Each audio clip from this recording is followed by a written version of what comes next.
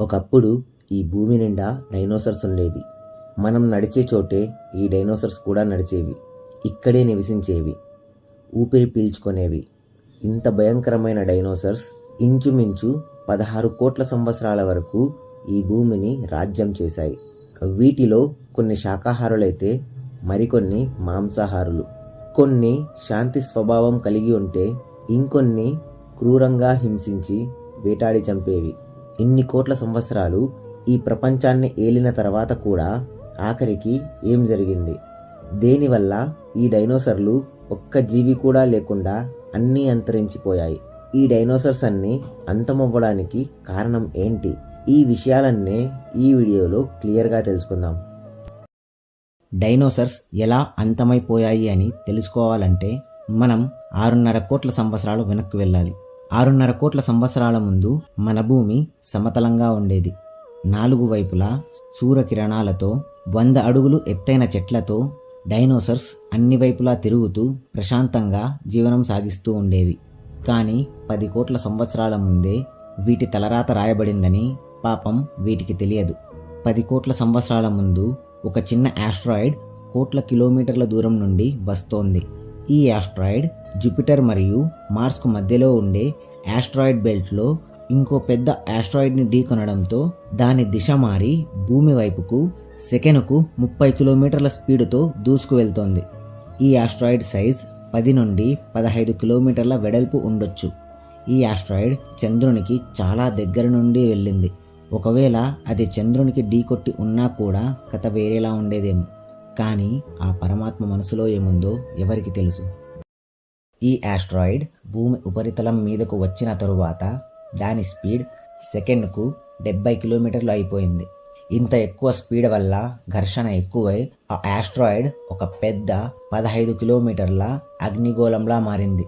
దాని స్పీడ్ ఎంతంటే అది 4 నిమిషాల్లోనే అట్లాంటిక్ ఓషన్ను దాటేసింది. అది భూమి మీదకు వచ్చే కొద్దీ దాని కాంతి ఎక్కువై చుట్టుపక్కలున్న జంతువులన్నీ అంధకారంలోకి వెళ్ళిపోయాయి.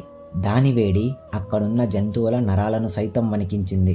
ఆ ఆస్ట్రాయిడ్ మెక్సికోలోని ఈ పాయింట్లో భూమిపై ఢీకొడుతుంది. దానివల్ల 35,000 డిగ్రీ సెంటీగ్రేడ్ యొక్క ఒక భయంకరమైన విస్ఫోటనం జరుగుతుంది. ఇది ఇంచుమించు 10 హైడ్రోజన్ బాంబు పేలుడులతో సమానం.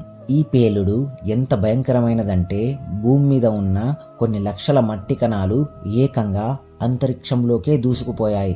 ఢీకొన్న చోట 180 కిలోమీటర్ల పొడవు, 20 కిలోమీటర్ల లోతు ఒక పెద్ద రంధ్రం ఏర్పడింది.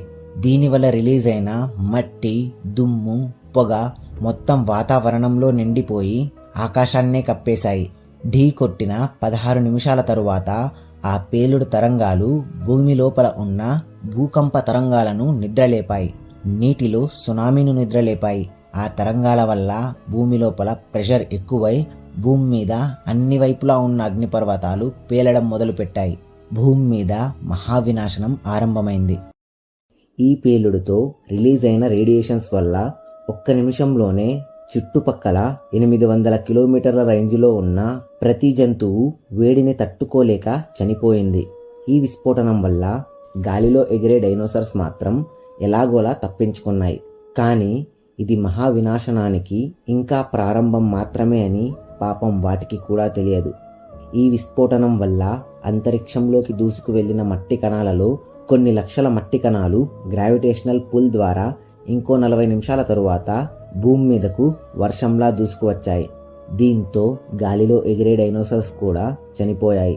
భూమి మీద వాతావరణం అమాంతం పెరిగిపోయింది. అడవులన్నీ మంటలతో కాలిపోతున్నాయి. నీటిలో 2 కిలోమీటర్ల ఎత్తు వరకు సునామీలు వస్తున్నాయి. భూమికి అవతల పక్కైన జంతువులు బతుకుతాయి అనుకుంటే అక్కడ కూడా గంటకు 6,000 కిలోమీటర్ల వేగంతో తుఫాను మరణాన్ని తీసుకుని వస్తోంది. మట్టి, దుమ్ము కణాలు భూమిని నిండా కప్పేయడం వల్ల సూర్యకిరణాలు భూమి మీదకు రావడం లేదు. భూమి నిండా వాతావరణం 200 డిగ్రీ సెంటీగ్రేడ్ వరకు వెళ్ళిపోయింది. ఇంత టెంపరేచర్ వల్ల 1000 కిలోమీటర్ల దూరంలో ఉన్న జంతువులు కూడా ఆ వేడిని తట్టుకోలేక చనిపోయాయి. మిగిలిన జంతువులన్నీ ఆ తరువాత రాబోయే భయంకరమైన పరిస్థితులను ఎదుర్కోలేక ప్రాణాలను వదిలేశాయి. ఈ ఇంపాక్ట్ అయిన నెక్స్ట్ 1 సంవత్సరం వరకు భూమిపై సూర్యుని కిరణాలు రాలేదు. భూమంతా మట్టి, దుమ్ము, పొగతో నిండిపోయింది. ఎక్కడ చూసినా యాసిడ్ రైన్స్ పడుతున్నాయి. సన్లైట్ లేని కారణంగా చెట్లు, మొక్కలు, జంతువులు ఆహారం లేక చనిపోయాయి.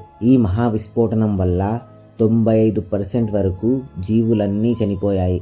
మిగిలిన 5% జీవులలో 25 కేజీల కంటే తక్కువ బరువు గల చిన్న చిన్న జంతువులు మాత్రమే నీళ్లలోకి వెళ్ళో లేదా భూమి లోపల రంధ్రాలు చేసుకొని వెళ్ళిపోయి ఎలాగోలా బ్రతకగలిగాయి.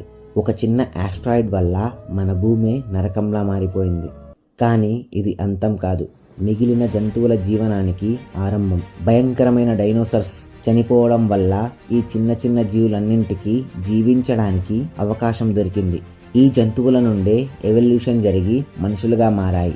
ఈ ఎవల్యూషన్ ఎలా జరిగింది, మనుషులు ఎలా వచ్చారు అనే విషయాలను రాబోయే వీడియోస్లో తెలుసుకుందాం. ఫైనలీ, జై హింద్.